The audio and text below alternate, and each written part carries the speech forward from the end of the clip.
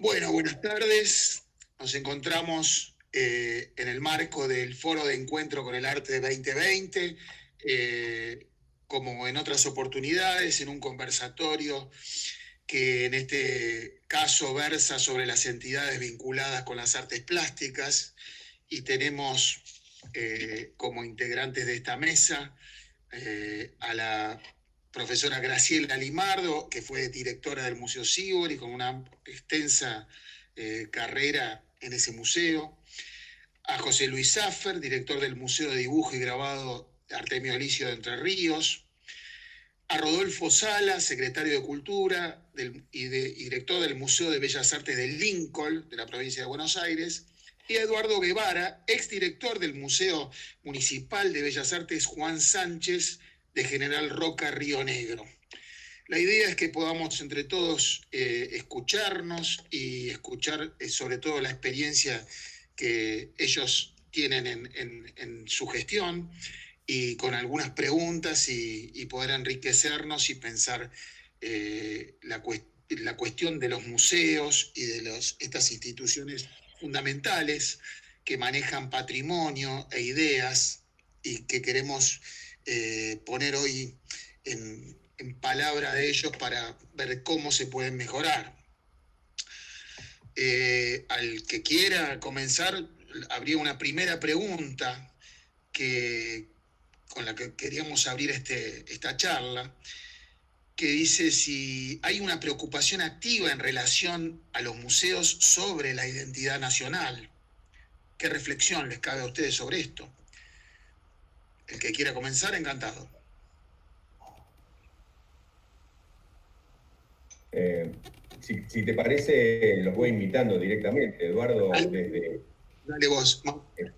arrancás vos. 26 años, me decías, de director del museo y recientemente jubilado. Contanos un poco este tema de la identidad, Bueno, cómo impacta en el museo. mira, no es un tema que lo hayamos desarrollado como está formulada la pregunta, porque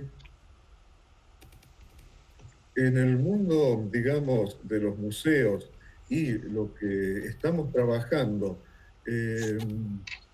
y relativamente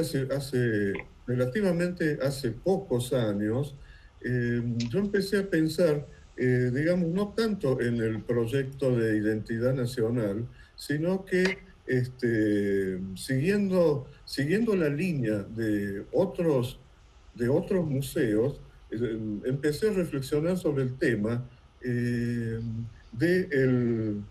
digamos, el eurocentrismo, ¿no? Y eso se manifestó de una manera palpable. Yo no sé si tendrá una continuidad en la curaduría, pero me impactó, aunque no la pude ir a ver personalmente, pero tengo el libro. Me impactó la propuesta de Andrea Yunta y, y el otro curador, González Rubio, que hicieron en el Malva la propuesta de Verbo América, ¿no? Una propuesta muy interesante porque se apartaba del eurocentrismo para proponer, para activar nombres que permitieran desde estas regiones, digamos, proyectar una identidad, ¿no? Digamos, desde Sudamérica, el Caribe también, por supuesto, América Central. Y esa propuesta era que ya no nos podíamos clasificar o tratar de ordenarnos por ejemplo, en impresionismo, cubismo, dadaísmo, surrealismo, porque esa era la concepción eurocentrista, ¿no?, que había. Y entonces, bueno, había que activar otras palabras que serían, bueno, por ejemplo, el constructivismo, el universalismo constructivo de Torres García, el movimiento antropofágico, bueno, el muralismo mexicano, el arte concreto, el madí, el perceptismo, bueno, y con esa visión, bueno, evitar esta dependencia. Por eso me pareció, yo no sé ustedes qué opinarán, y supongo que la han visto, me pareció muy interesante esa muestra, Verbo América. Ahí proponían también un glosario que podía, en el comienzo del libro está, y donde, bueno, están todas estas palabras, el arte destructivo, la negritud, el indigenismo, y es un glosario que la pretensión de los curadores fue que se fuera incorporando más palabras de acuerdo, que propusieran las distintas personas. Eso no sé si se habrá hecho, pero eso me llevó a reflexionar y ahora lo llevo acá a lo local. Esa propuesta de Verbo América me llevó a reflexionar también sobre la dependencia o la relación que tiene un museo como el Juan Sánchez con Buenos Aires. Es decir, porque también se planteaba el denominado interior, el interior y la capital. Entonces, te quería preguntar sobre eso, ¿viste? Esta cosa de ir a ese punto también. bueno, pero viene a ser en otra escala lo mismo que propusieron para esta nueva visión de la colección del Malva. Entonces, bueno, yo digo, acá hay que reflexionar no solo sobre esto a escala mundial, sino también hay que ver qué nos pasa en el país y por qué en la misión del Museo Juan Sánchez está explicitado artistas regionales, nacionales y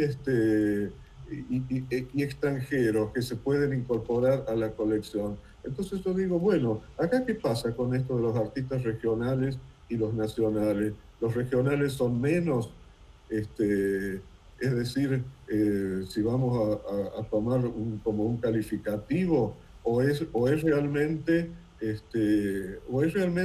un nombre con algo de discriminatorio, ¿no? El interior, el artista regional, ¿no? Que se mueve en este ámbito, y los artistas nacionales.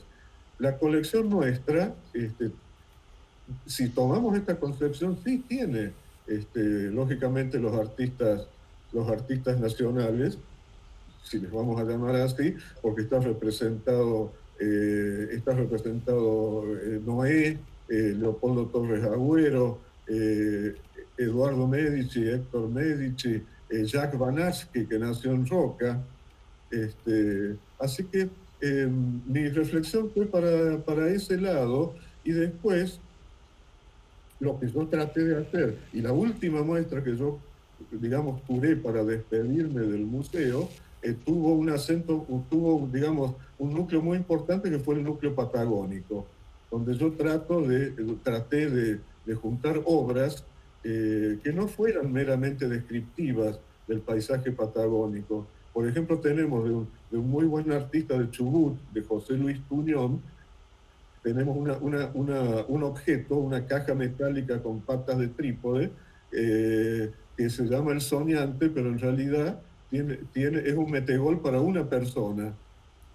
Y la pelota es una piedra redonda, está el jugador de madera uno solo, y la palanca para moverlo. Entonces, bueno, esa era una obra para el núcleo patagónico. Entonces, la muestra que yo, y con esto lo dejo, la muestra que yo armé fue esta, el núcleo patagónico, dándole la importancia en la distribución, en el montaje. Después, otras secciones como paisaje argentino, arte abstracto, y lo nacional lo puse como acentos. Eran acentos, inclusive acentos de color, porque el núcleo patagónico no tiene tanto color, es más bien tonos tierras, Entonces, para dinamizarlo, bueno, yo lo expliqué así, que eso eran los acentos. Y ahí estaba el Wells, estaba el Noé. Bueno, no sé si lo he explicado bien. Bueno, está clarísimo. La región también impacta en la estética, ¿no? de cada uno de los artistas que la habitan. Y desde Entre Ríos, ¿cómo se ve esto, ¿no? También, ¿cuál es el vínculo desde lo local hacia lo que es esta mirada también centrista desde Capital? Sí, exactamente, como hablaba el compañero, que siempre está esa dicotomía entre interior y puerto, que son ustedes. Pero bueno, nuestra provincia está bastante cerca de Buenos Aires, por lo tanto nuestro museo es casi un articulador entre lo que es Buenos Aires, Santa Fe y Corrientes, o sea, estamos en el centro del litoral, estamos en la ruta 14, la ruta que une con Brasil, así que estamos en un lugar privilegiado, pensamos, por el tema de los movimientos culturales. Y bueno, supimos aprovechar ese tipo de conexiones y por eso que, bueno, tantos amigos de Capital tenemos, con los cuales están incluidos Héctor y Mauricio, que también poseen obras en el museo. Nuestro museo es un museo nuevo, tiene 30 años solamente, o sea, es un museo bastante contemporáneo, aunque tenemos obras de 1910 en adelante, también hay algunos artistas, algunos dibujantes. Nuestro museo es de dibujo y grabado, es altamente técnico, o sea, estamos en relación al dibujo, a todas las técnicas del dibujo y todo lo que es el mundo del grabado. 4.000 horas tenemos en papel, exclusivamente, algunos dibujos en tela también, de gran formato. Así que bueno, es bastante contemporáneo el museo y el tema de qué tipo de identidad podemos manejar. La identidad nuestra más que nada es enseñarle a nuestros compatriotas artistas, traerle lo mejor que podamos en base a lo que es dibujo y grabado.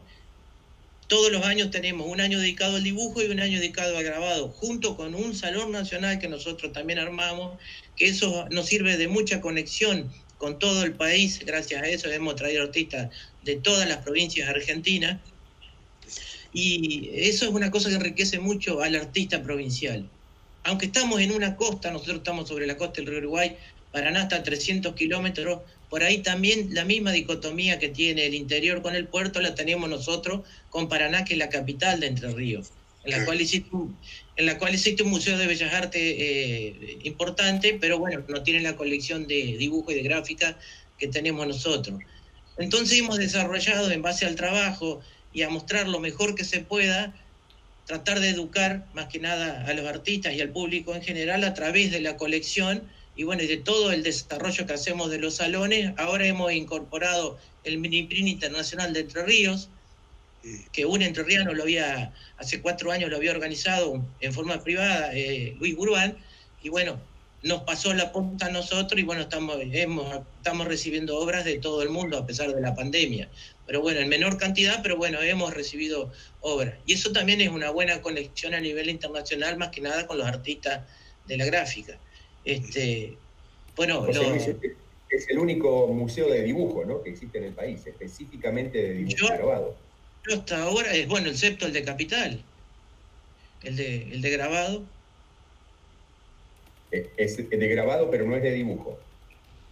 Sí, es de grabado. De dibujo no. Nuestro museo en realidad nació como museo de dibujo, porque hubo una ley en el 89, en 1989, que un gobernador muy vivo dijo, bueno, vamos a descentralizar la cultura de Paraná, que es la capital provincial, y dijo, en cada capital departamental importante va a haber un museo distinto, uno de dibujo, uno de cerámica, uno de escultura, uno de fotografía. Bueno, nadie tomó la posta, únicamente Artemio Alicio fue vivo y dijo, nosotros nos quedamos con el museo de dibujo. ¿Por qué? Porque Entre Ríos es una provincia de dibujantes más que nada, más que pintores y más que grabadores. Así que bueno, fue vivo al elegir, nadie siguió la posta, nos quedamos también con grabado, que le tocaba a Gualeguaychú, que no lo llevaron adelante, así que nos quedamos también con la disciplina grabado, y bueno, así nació todo, y bueno, es hoy como estamos aquí. O sea que lo que se ve claramente es que la identidad la practican, no es una pregunta y nada más, sino que por lo que estoy escuchando ahí, tanto a Guevara como a vos, es un hecho absolutamente de laburo constante y diario. Exactamente. Sí. Exactamente, nosotros tenemos la política cultural la desarrollamos un año antes. Un año antes ya tenemos la agenda armada de lo que planificamos para el año siguiente. Ustedes ya conocen la dinámica de nuestro museo, que son muestras mensuales. Artistas invitados o colectivos de arte, en base al dibujo o al grabado, según el año que le toque. Así que es bastante dinámico, o sea, termina una muestra y una semana antes ya estás organizando la otra y así sucesivamente. Algunos dicen que es demasiado excesivo, pero bueno, hasta ahora nos da buenos resultados. Y bueno. Hay un compromiso de trabajo. En este momento estamos parados como todos, así que, pero desarrollando otro tipo de cosas.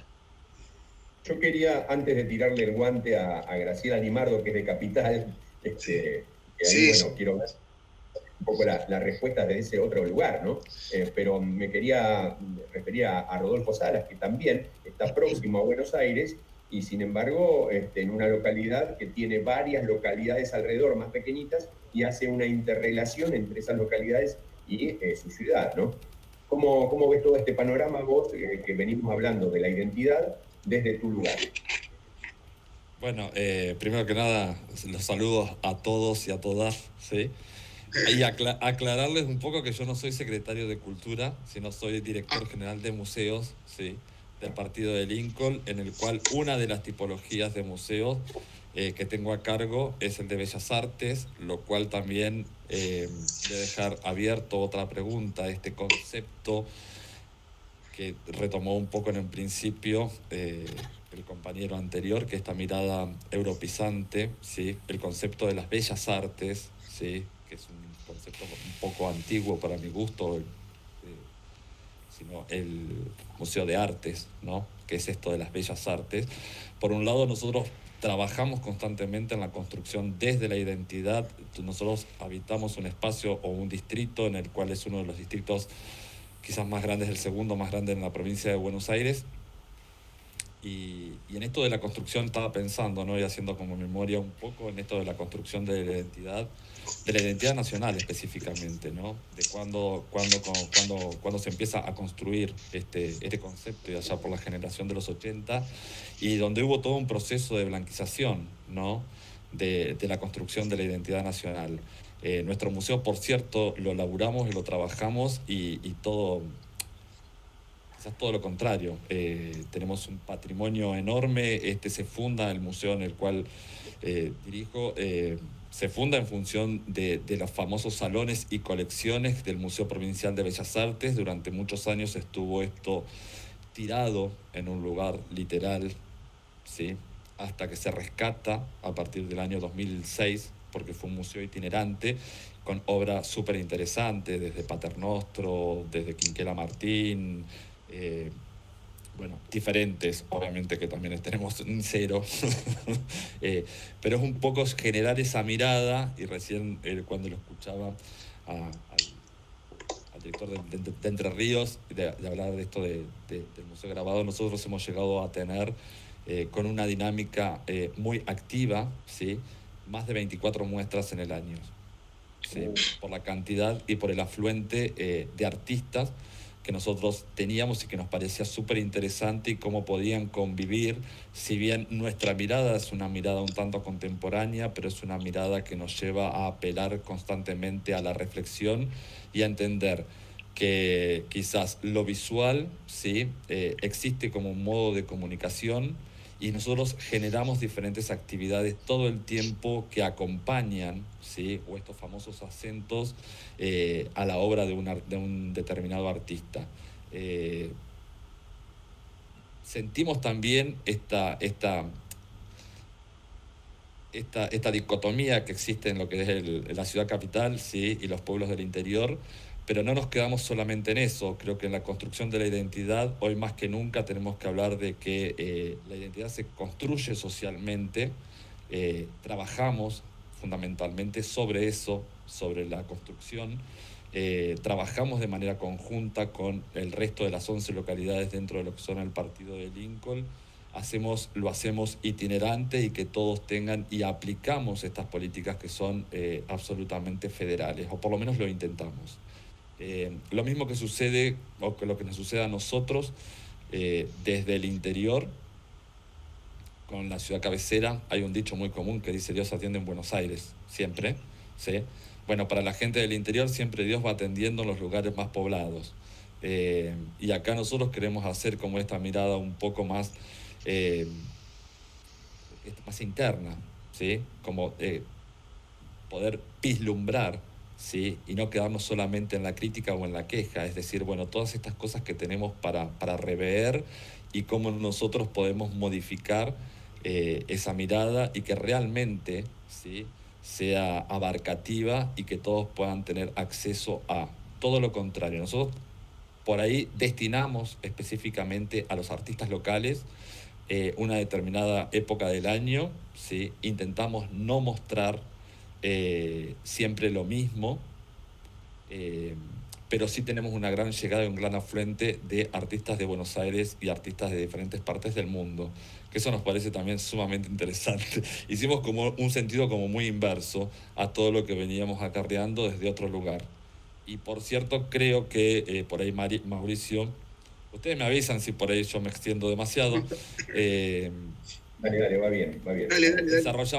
Estamos desarrollando desde el año 2016 una residencia de arte que tiene que ver, en relación a los procesos sociales, es una residencia internacional donde se conviven, se coexisten durante 15 días artistas, ¿sí?, en cada una de las localidades donde tienen contacto y donde entendemos que parte de la cultura tiene que ver con el vínculo, ¿sí?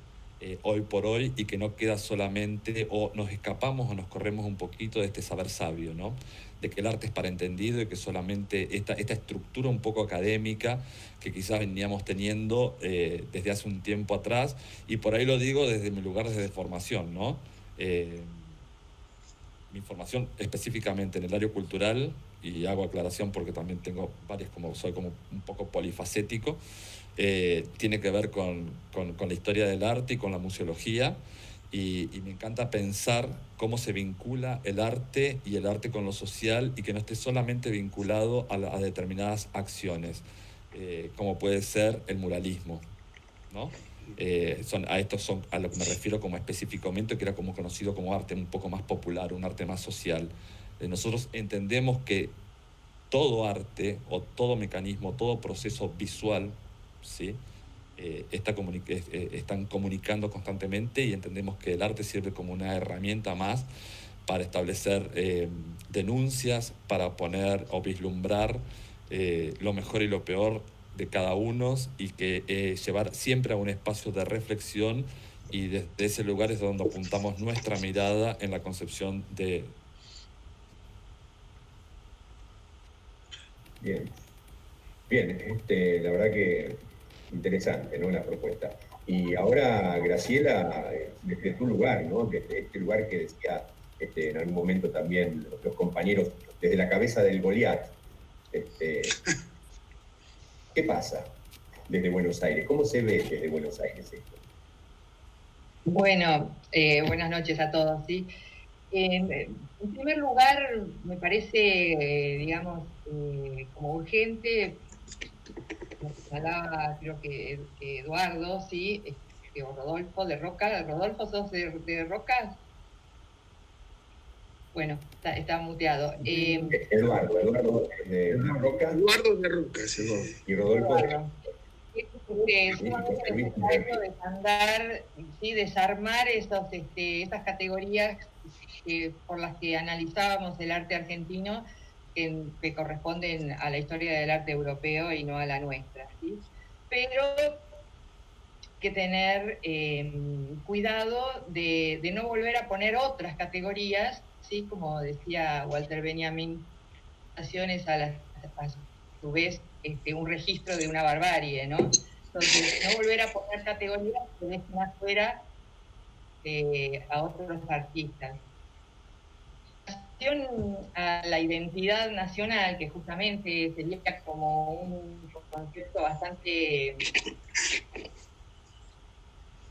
¿sí? De hablar de una identidad nacional, como ustedes bien señalaron, me parece que no hay una única fuente, una única raíz, sí, hay muchos contextos, territorios, historias, tradiciones que van construyendo varias identidades, digamos, que bien podemos vislumbrar un imaginario de lo nacional, no es homogéneo, ¿sí? No es lo mismo el noroeste que el noreste, que la Pampa, que la Patagonia, obviamente. Sí, un museo de arte argentino tiene que cuidar justamente esa heterogeneidad. Ahora, me parece que cuando un museo se dice a sí mismo de arte argentino, es decir, que barre arte argentino, es hecho por artistas argentinos, ¿sí? Tiene ahí, en principio, dos comunidades con las que vincularse y tener mucho cuidado, que es la comunidad de productores, digamos, del arte, y la comunidad del público, sería el visitante. Y entonces, cuando un museo se da una representatividad, pero no los convoca a los artistas argentinos, ¿sí? O no encuentra dispositivos para hacerlos participar de las decisiones, bueno, me parece que está decidiendo por otros, ¿sí? Me parece que un museo de arte argentino tiene que encontrar maneras de gestionarse no para los artistas, sino con los artistas. Y otro tema que me parece que acá se ve claramente, digamos, que los afecta también a los museos que ustedes representan, a los que han trabajado, que es el salón. Un salón como dispositivo para armar una colección de arte argentino. Y verdaderamente un salón tiene jurados, que en el caso del Salón Manuel Belgrano, que está asociado al Museo de Arte Argentino de la Ciudad de Buenos Aires, es un dispositivo donde los jurados son 5, se eligen, son electos por los artistas participantes, todas las entidades de artistas plásticos, artistas visuales proponen jurados. Me parece que como dispositivo todavía uno más democrático que este, puede mejorarse, ¿sí? Pero no es más democrático, obviamente, tener un grupo de élite que está decidiendo cuál es la colección de arte argentino. Me parece que los museos de las provincias, que me gustaría llamarlos provincias y no interior, la ciudad de Buenos Aires es el exterior, ¿sí? Estamos tan atravesados por tantos problemas en común, que bueno, me parece que es un tema, digamos, para analizar todos en conjunto, ¿sí? Cómo estos museos tienen colecciones de algún modo hermanas, menos el Museo de Arte Argentino, ¿no? Y me parece que además esas colecciones son un mandato. Están ahí, cuentan muchas historias, cuentan nuestra historia. Yendo al inicio, estas categorías que empiezan a funcionar como por fuera de la historia del arte europeo, pero vuelven a empezar a crear, ¿no? Nichos, no advierten la riqueza que está puesta en esa colección. Maestros, ¿sí? Los que transitaron las escuelas, bueno, los que obtuvieron los premios, los que fueron referentes, y ahí me parece una materialidad que es objetiva y que hay que investigar. Uno no puede llegar a una institución que tiene una historia y desconocerla, y empezar de vuelta y convertirla en un museo de arte contemporáneo, porque lo que uno tiene que hacer es tener miradas contemporáneas de eso que es la colección. Bueno, creo que con este tema de la identidad... Sí, despierta a lo mejor alguna reflexión en los otros compañeros que están en escuchando, si alguien quiere comentar algo en relación a esto, a lo que comentó cualquiera, inclusive vos, Graciela, sobre alguna otra cuestión. Si no, pasamos a otra pregunta. Quería decir sobre el museo, el dibujo y el grabado, que también es algo de nuestra identidad, una gran generación de dibujantes, ¿sí? El dibujo como obra autónoma no es muy habitual en los museos del mundo. Disculpen, ¿no?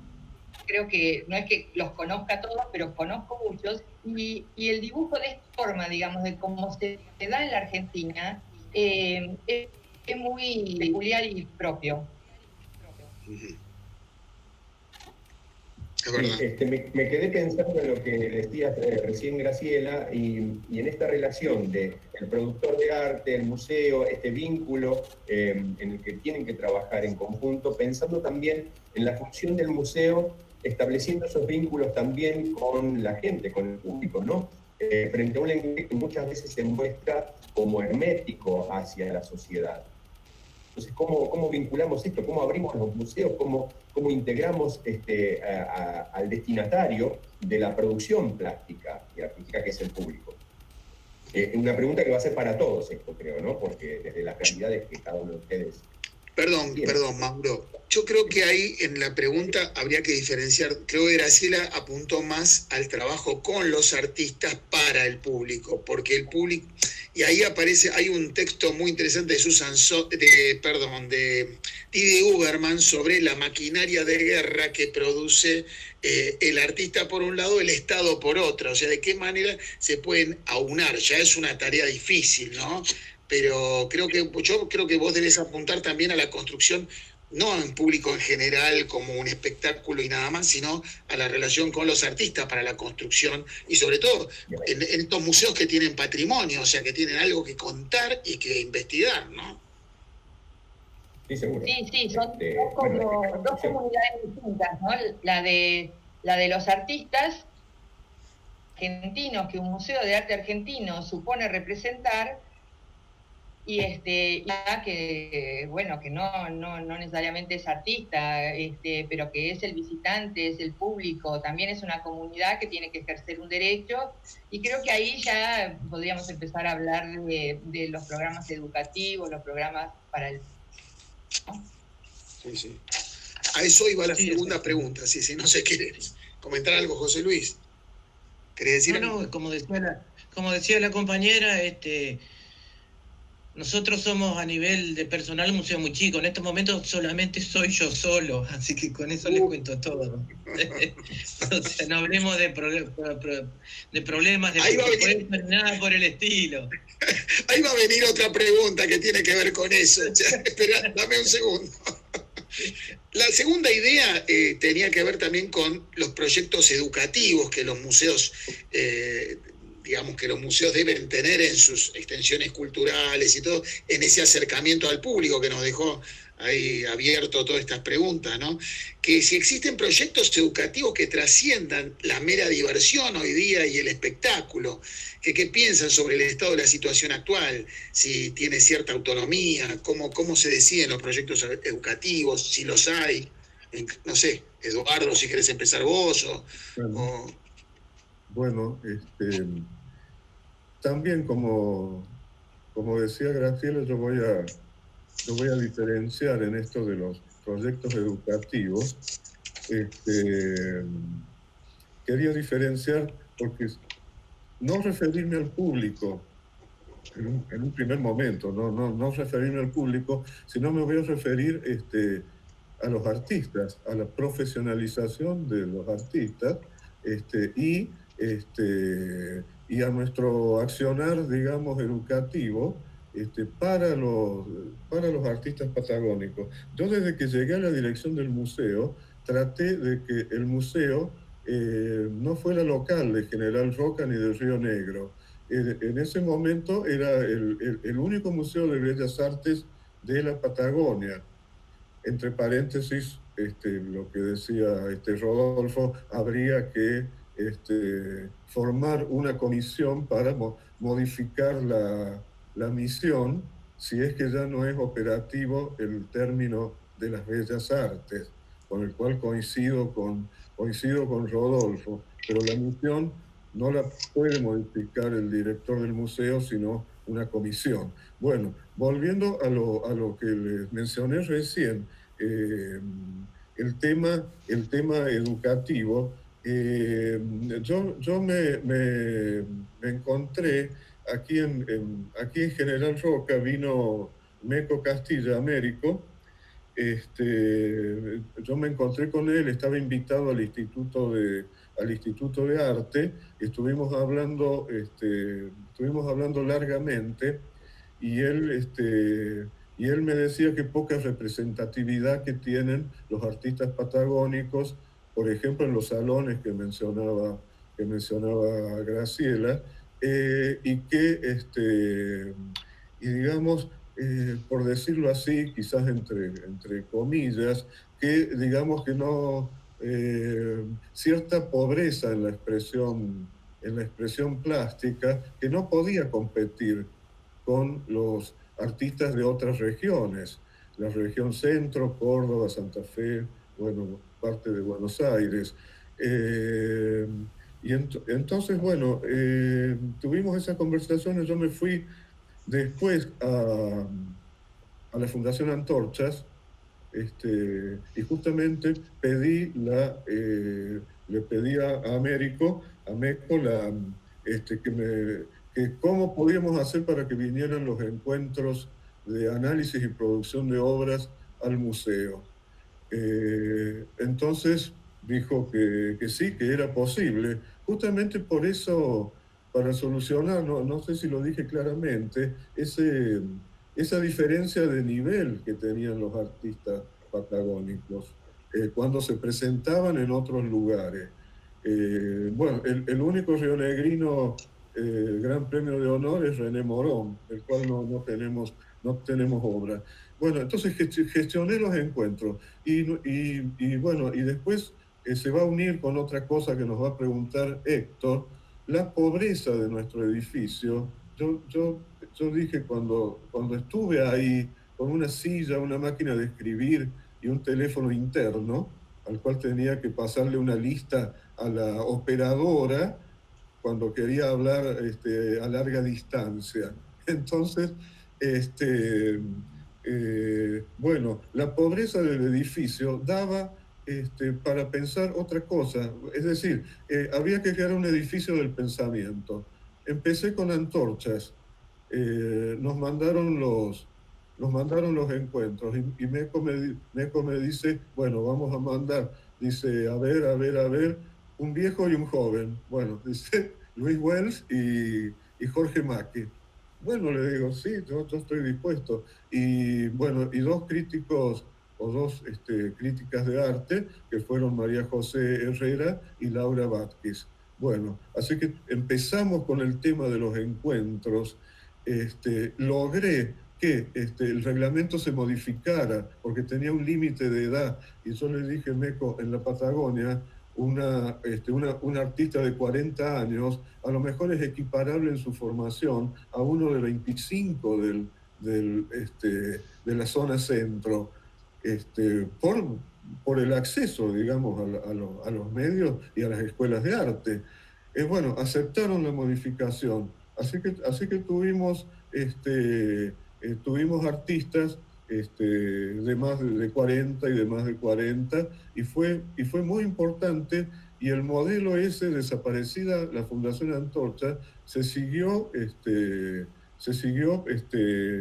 accionando. Yo tuve mucho tiempo encuentros, después vino, bueno, Eduardo Medici, vino muchas veces, bueno, se fue armando y se fue difundiendo la idea. Y otras ciudades patagónicas también tomaron este asunto. Neuquén, por ejemplo. Entonces, no me quiero extender mucho, pero lo que hablábamos del aspecto educativo, yo no tuve que empezar con los artistas en el museo, o esa fue mi intención. también en los 90 hicimos las jornadas de arte que hablábamos recién, jornadas de crítica y arte contemporáneo, donde tuvimos, bueno, eran 10 panelistas. En el primero estuvo Noé Fermín Febre, Claudia Aranovich,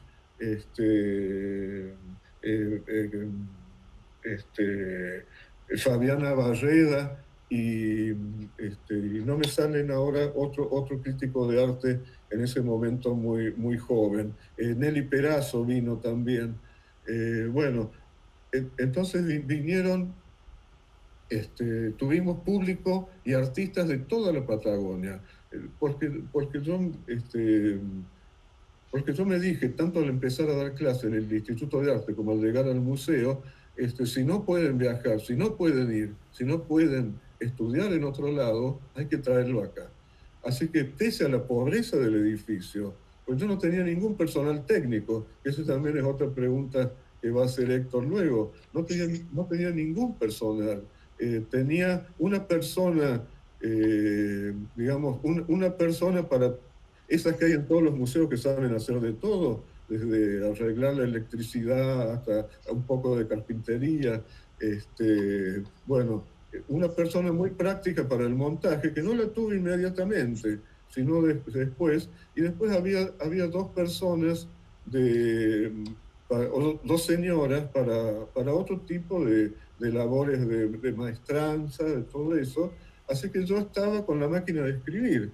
Y así, bueno, desarrollamos este edificio del pensamiento que yo pretendí. Así que lo que quería aclarar y no extenderme más es que ese primer público fueron los mismos artistas a los que necesitábamos, yo sin ponerme en ningún papel, digamos, superior, pero necesitábamos esos artistas potenciarlos, que pudieran competir. Después, por supuesto, surgieron los primeros egresados de este Instituto de Arte, que yo vine en el 89 con mi esposa para dar clase. Desde el 93 pasé a ser director del museo. Bueno, no me quiero extender, pero me he ido para otro aspecto educativo. Perfecto. Bueno, adelante la posta entonces.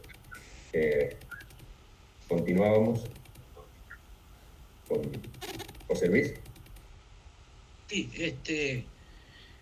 bueno, la parte educativa nuestra también es bastante, diríamos, no pequeña, pero en estos momentos estamos aprovechando que tenemos una profesora externa al museo que está dando los talleres de modelo vivo, la parte de dibujo, y otra profesora que está dando los talleres de dibujo propiamente dicho. Gracias a que son externas, dejamos que trabajen adentro del museo, podemos tener esas expansiones y lograr que nueva gente venga también entrando al museo, o sea, esté en contacto con nosotros. Como decía el compañero, todos los artistas también que nos visitan, que hacen su muestra, dan su pequeño taller, en especial los de grabado, ya que tenemos prensa, tenemos materiales, todos hacen una pequeña producción para el público y ya casi a veces funciona como un centro cultural, porque damos de todo, presentaciones de libros, muestras itinerantes, recorremos toda la provincia, yo tengo un furgón propio mío, entonces lo cargo con cuadros y recorro todas las ciudades del interior, previo convenio con las direcciones de cultura, y también muestras en provincias aledañas, Santa Fe, Corrientes, hemos llegado hasta Mendoza con la obra, así que imagínense el caracol que tenemos. Está bastante andado, pero bueno, nos tocó así, siempre tuvimos escaso personal. En estos momentos mis compañeros están por jubilarse, así que yo soy el único que está quedando, estoy solito con una persona municipal que me está acompañando, que no es de la provincia, y con todo eso encima se está construyendo el centro cultural, un centro cultural de nivel provincial y nacional en la ciudad. Nos toca un museo gigantesco y yo me imagino, me voy a correr carrera adentro, solo. Así que bueno, estoy peleando el tema del personal para ese nuevo espacio que va a tener salas enormes, vamos a tener talleres, va a haber una sala exclusiva de Artemio Alicio también, porque vamos a tener toda la colección de Artemio, toda su cerámica, su dibujo, su pintura. Así que bueno, el problema ahora es esta escasez de recursos que hay, no sé, bueno, Buenos Aires también la debe tener, todo el mundo la tiene, la pandemia es una cosa que ha golpeado mucho, pero a pesar de todo la obra siguió en construcción, es muy importante y bueno, para nosotros va a ser un foco importante acá en esta costa del río Uruguay para gestionar desde aquí cosas a nivel nacional también. Yo quisiera aclarar dos cositas, ¿no? Porque en este tema que estamos trabajando ahora, cuando tome la palabra Rodolfo Salas, Eduardo, el museo que él dirigía, está en una estación de micros. Eso también por ahí hace todo un acceso de público poco frecuente, ¿no? Y lo mismo pasa con Rodolfo, que su museo de arte está ubicado también dentro de la estación de micros, ¿no? Rodolfo. Sí, ahí activé un poco, bueno, todo esto me lleva a reflexionar todo el tiempo y ahí respondo tu pregunta, Mauricio, pero digamos, nosotros nos interpela constantemente y no concebimos desde nuestro lugar un museo que no vaya de la mano con la educación o la cultura que vaya separado de la educación. Y cuando hablamos de educación, estamos hablando al mismo tiempo de la educación formal y de la educación no formal. Nosotros apuntamos a todos los visitantes, a todo el público y lo repensamos todo el tiempo en generar actividades que puedan llegar desde el que entiende y desde el que no entiende. Y cuando empezamos por ahí a entender fundamentalmente cómo funcionan bien estos procesos circulares mediante los cuales se desarrolla o se transmite por ahí la cultura, empezamos a reconocer de alguna manera que la característica más importante del ser humano no consiste precisamente en la capacidad para aprender que compartimos con muchas otras especies, obviamente, sino la capacidad para enseñar y para almacenar lo que otros en algún momento han perfeccionado o han enseñado y nosotros como que entendíamos como que debíamos descubrir como nuevos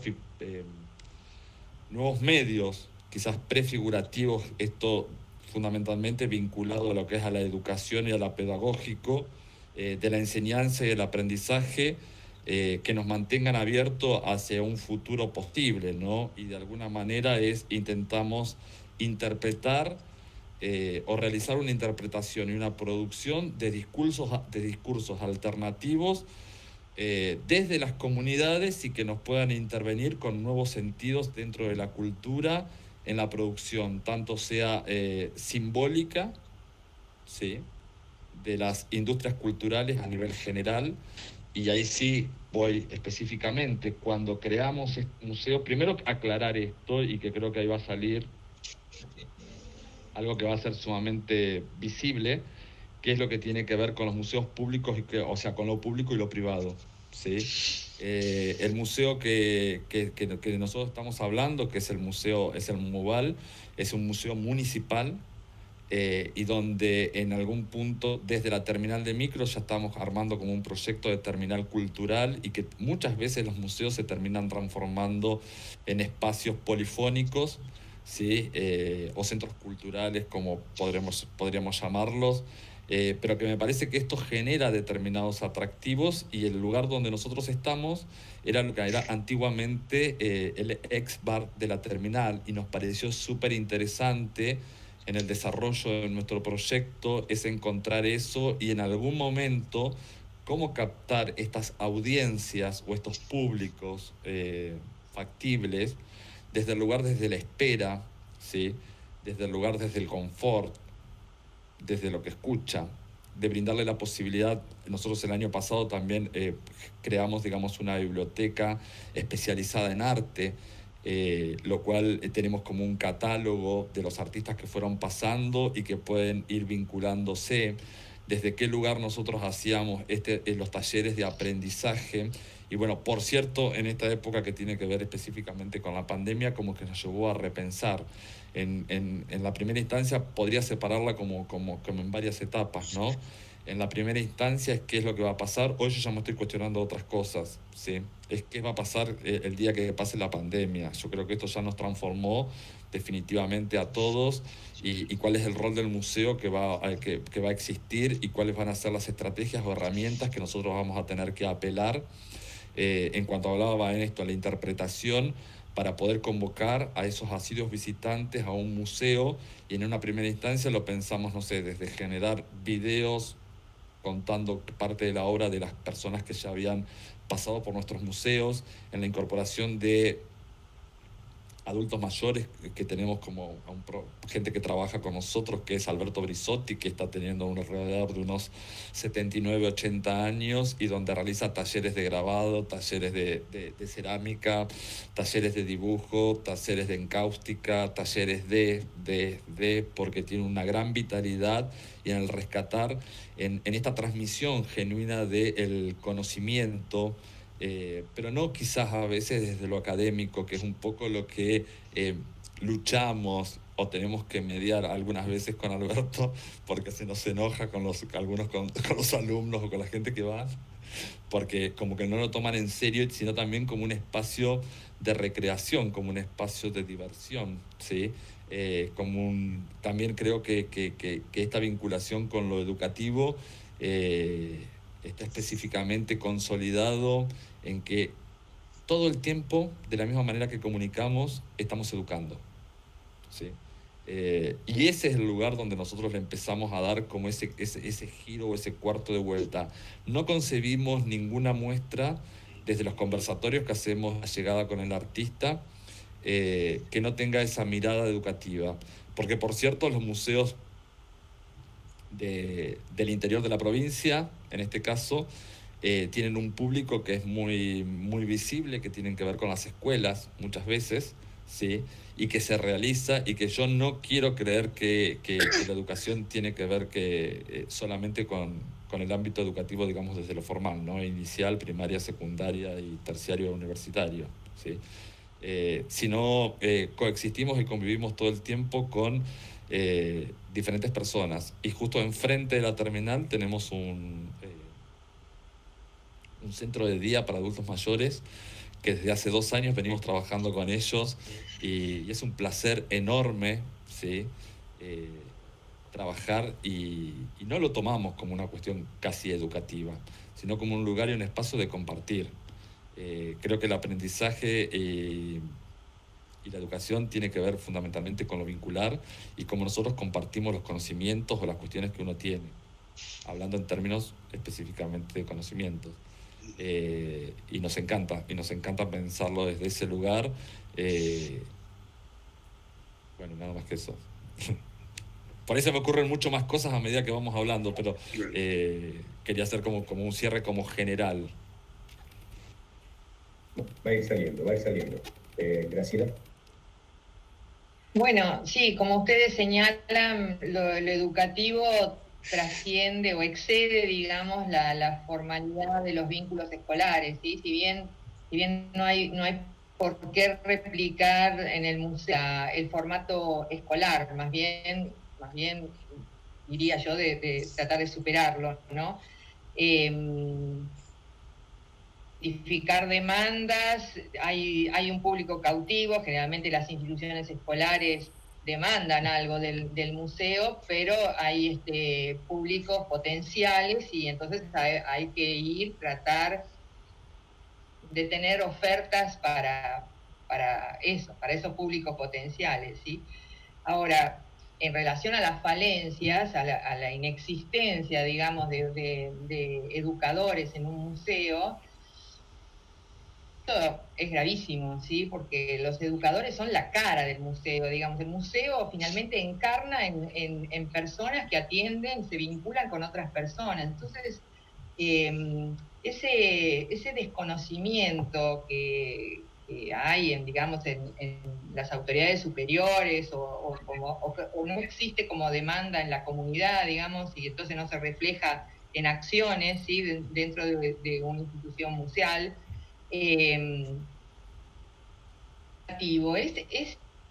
verdaderamente tremendo, ¿sí? Yo pienso que, digamos, generalmente se entiende que los educadores, que el servicio es un servicio, digamos, que lo educativo es un servicio y que se suma a todo lo que ha decidido ya el museo en relación a la exposición, ¿sí? Todas las decisiones están tomadas y después vienen los guías, digo entre comillas porque me parece que el modelo de visita guiada hay que superarlo, ¿sí? Tratemos de volver de la pandemia superando ese modelo asimétrico, ¿sí? Del que sabe y el que tiene tantos pudores para preguntar, ¿no?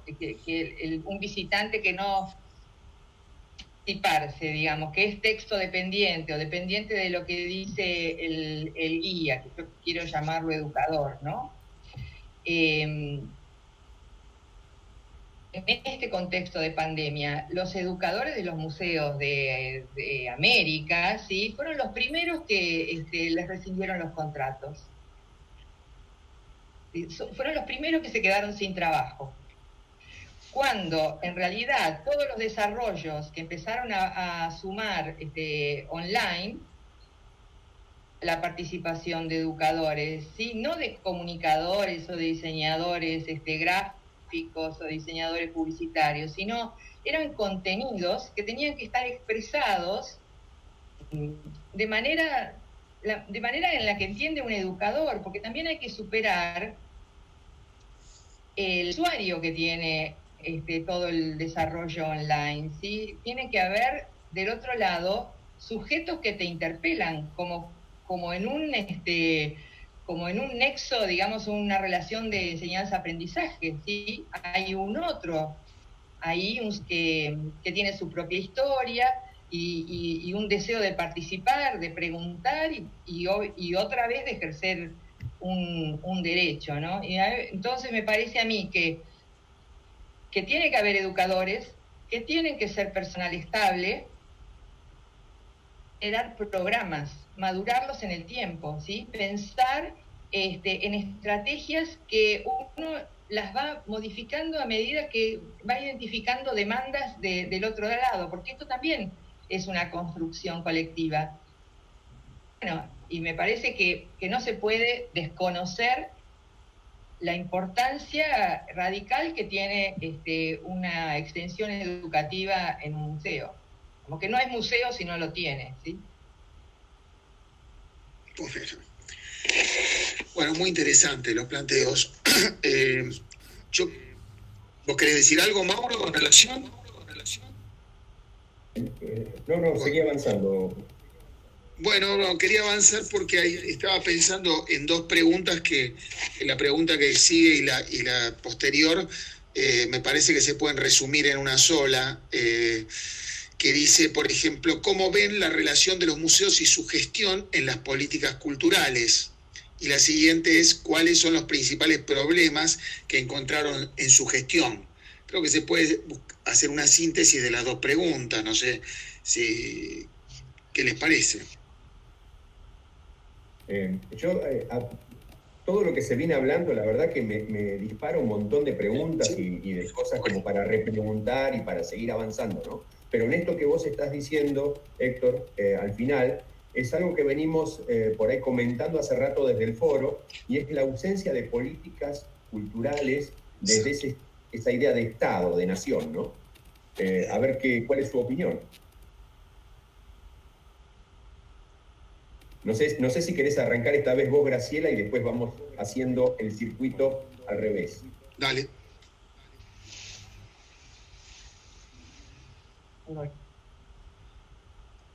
Bueno, digamos que de estos momentos de charla que tuvimos ya surge, digamos, un problema que es la profesionalización, ¿sí?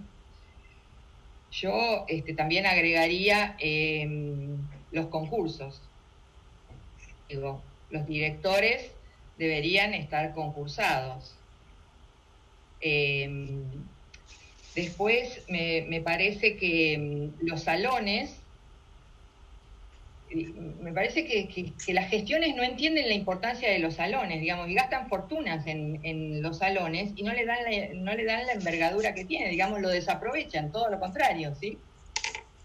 me parece que así dado como está, digamos, al menos el Salón Manuel Belgrano, que es el que conozco, tiene que ampliar la base, como que no tiene que crecer, no reducirse, ¿sí? Como que de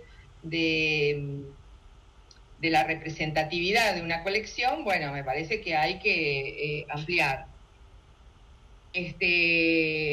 Después me parece necesario, digamos,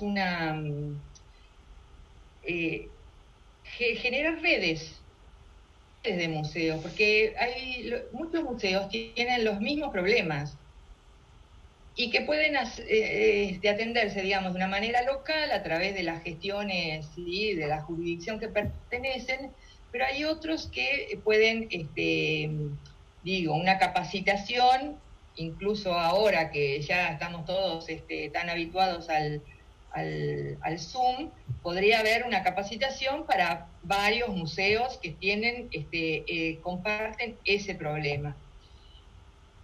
Me parece que las redes potencian las posibilidades de la gestión, ¿sí? Que siempre están ahí los museos remando, ¿no? Para que me reconozcan, para que me den personal, Bueno, después necesitan, cuando digo de la profesionalización, un reconocimiento de la especificidad, porque son locales o trabajadores nacionales, o provinciales, ¿sí?, como indeterminados, no están definidos, están en el conjunto de empleados municipales. Entonces, muchos museos tienen el problema de que el horario del empleo público es de 8 a 13 o de 7 a 13. Y bueno, entonces tienen complicaciones para abrir en un horario al público, ¿sí?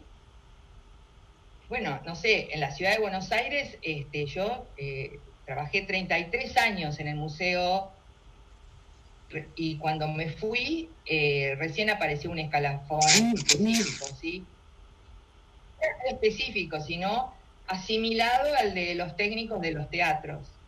Ahí, eso es como un educador, no es igual que un museógrafo, y un museógrafo no es igual que un escenógrafo, ¿sí? Y un escenógrafo no es igual que un técnico, digamos. Me parece que ahí hay especificidades que hay que definir, ¿sí? Y reconocer. Y una política cultural que es necesaria, digamos, que haya una ley de mecenazgo a nivel de nación. Porque ha tenido muy buenos resultados en la ciudad de Buenos Aires y me parece que hay que ampliarlo, digamos, con un sentido federal. Que debería haber un fondo, creo que esto lo podemos relacionar con la circulación de los patrimonios, no sé, pero como un fondo de reaseguro para pagar seguros de permanencia y de transporte para acciones que se mueven entre las provincias y a nivel nación, ¿no? También atrás de la necesidad de digitalizar las colecciones y de hacerlas transparentes. Hay a nivel nación una plataforma que se llama CONAR y otra Memorar, que está intentando esto, digamos, poner en red y visibilizar de todos los museos, ¿sí? Y eso la verdad que es un salto cualitativo enorme, digamos, que yo desde cualquier lugar del país, incluso del mundo, ¿sí?, pueda saber que tu museo tiene esa pieza que me vendría bárbaro para lo que yo estoy pensando, ¿sí?, como exposición. Pero no solamente darle ese uso, sino de conocimiento. Creo que justamente en la pandemia, haber tenido disponibles a través de Google Arts tantas obras y tantas actividades que se propusieron, ¿sí?, en base a eso, bueno, eso hace una diferencia. Otros, por supuesto, que son las situaciones edilicias, ¿sí?, las goteras, los depósitos que no llegan a albergar de una manera razonable las colecciones que crecen. Creo que todo eso que no se ve en agenda. Eso sería como bueno, ¿no? Como pensemos soluciones entre todos para hacer visibles y poner en agenda detrás de la exposición.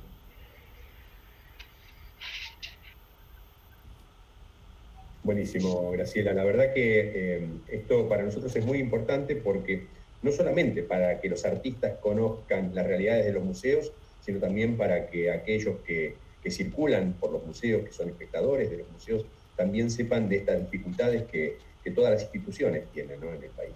Y esto que vos decías recién, de que haya un registro nacional de patrimonio visual, sería sumamente importante, además democrático y abierto a todo el público. Seguimos con Rodolfo, por favor.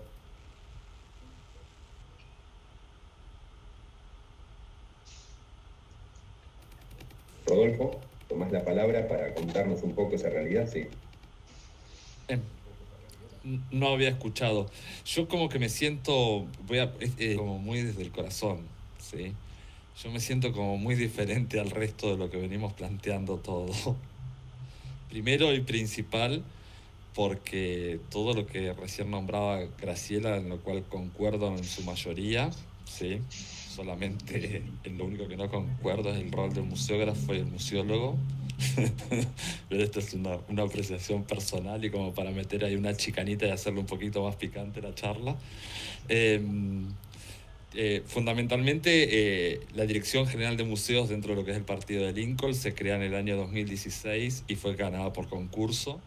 Tuve la libertad de poder elegir dónde trabajar, con quién trabajar y armar mi equipo de trabajo, en el cual en esto, digamos, si tienen bien, tenemos gente que funciona como montajista, creo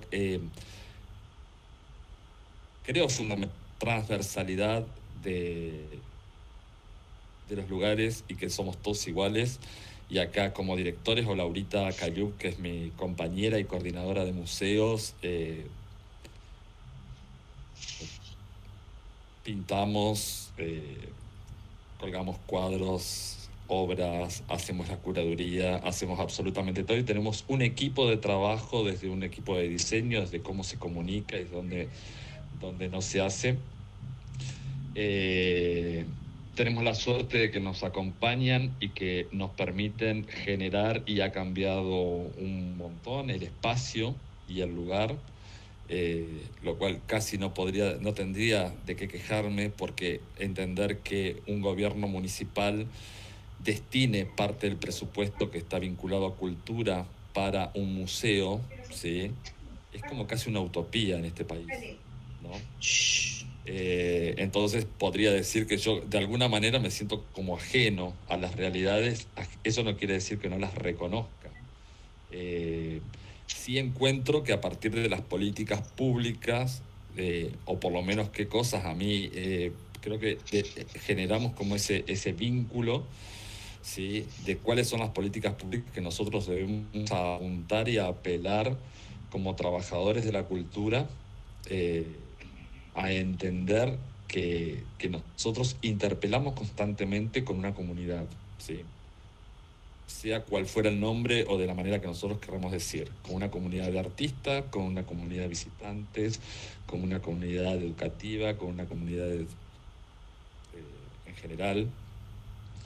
Entiendo que por ahí crear todos estos nuevos modelos que puedan enseñar de alguna manera, no a cómo aprender, sino cómo deben hacerlo y cómo debemos comprometernos, o el grado de compromiso que vamos apuntando nosotros.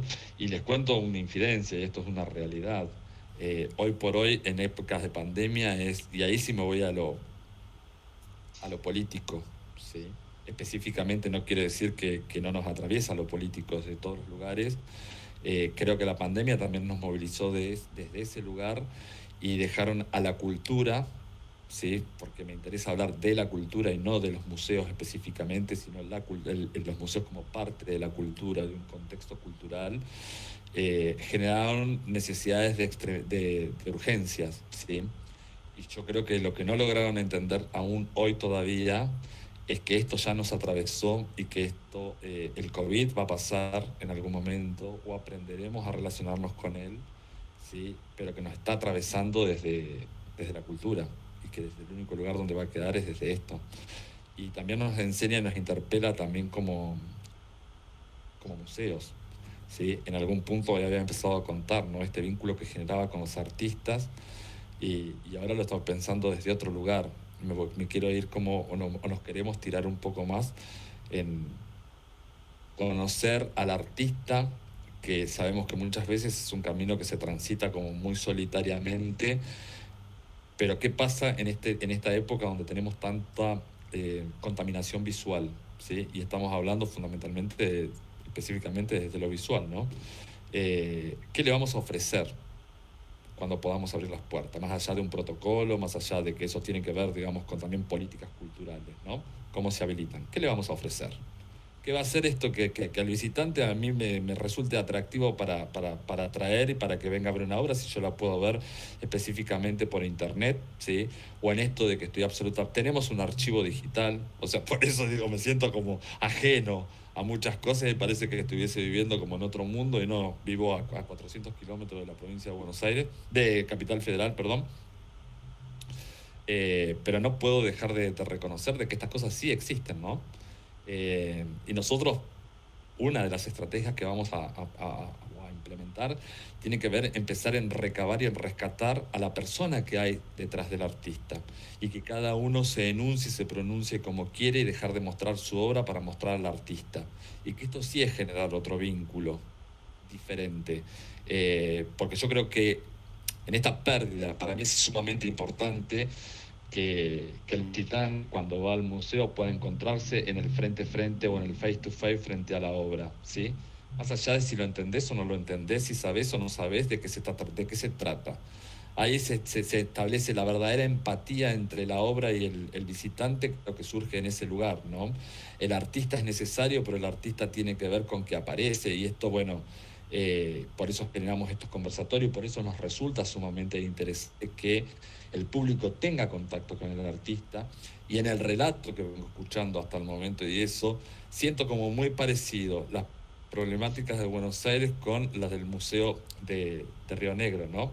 Con el nombre esto de gente célebre dentro de lo que tiene que ver ya hoy, conforman parte de la historia del arte y que terminamos hablando de, en definitiva, ¿sí? No estoy quitándole mérito, por favor que no se malinterprete esto a ninguna de las personas, ¿sí? Pero, ¿sí? Creo que la capacitarse y entender que la gente o que los que traen son aquellos que tienen nombres, como traer un artista, y es por ahí un poco lo vinculo a esta cuestión de la espectacularización de la cultura, ¿sí? De cómo generamos contenidos a través de estos y que para hablar de arte no necesitamos traer. Voy a traer a alguno que ya no esté, ponerle a Quinquela Martín para que me cuente cómo es hacer un grabado o cómo es hacer una pintura en la boca, ¿sí? Tenemos materiales y recursos humanos que están vivitos y coleando o que por ahí hoy forman parte de nuestra comunidad para poder relatarnos. Ese lugar me parece súper interesante. No sé si quieren que aclare alguna cosa más, y les quería contar es que para que se den una idea, esto de la pandemia nos atraviesa de tal forma que acabo de enterarme. Primero que hacemos, bueno, traslado, me parece que hay algunas cosas que son interesantes y que comparto con Graciela, con el tema del mecenazgo, pero que por ahí es un poco menos aplicable, había que rever un poco, hay algún par de puntos en los cuales podría ser discutible. Me parece interesante esto, bueno, el tema de y ahí nos damos cuenta de los grandes museos, ¿no? Veo ahí a la cara del compañero de Entre Ríos que está solito en su museo, ¿sí? Pensando y hablando que quizás esto de decir, bueno, ¿cómo hacemos para traer los seguros, ¿sí? Para el traslado de obra y para hacer las obras, cosas que son imposibles en el interior. eso está manejado en los grandes museos. Encuentro una gran diferencia, ¿sí? Entre los museos pensados desde otro lugar con un acervo rico en esa mirada, volviendo a la pregunta anterior, esa mirada quizás un poco más europizante o eurocentrista, ¿sí? Que es muy diferente, y desde ahí por ahí interpelo la idea de la construcción de la identidad nacional, ¿no? Hay una identidad nacional, pero también una identidad local. Hay algo que palpamos nosotros en el día a día, y que imagínate que nosotros contamos con el recurso de hacer el traslado de obra, de mandarla, de hacer un banner, de generar montones de cosas, y tener en disponibilidad un montón de personas que trabajamos en pos de ese museo, ¿sí? Y otra de las cosas que quería aclarar es que, a ver, los horarios en el caso de mis museos los pongo yo, y yo creo que son sumamente interesantes y necesarios, y los espacios culturales tienen que estar abiertos de lunes a lunes, ¿sí? Y no en horario municipal. Y estoy hablando de un museo municipal que abre de 8 de la mañana, o abría de 8 de la mañana a las 20 horas, ¿sí?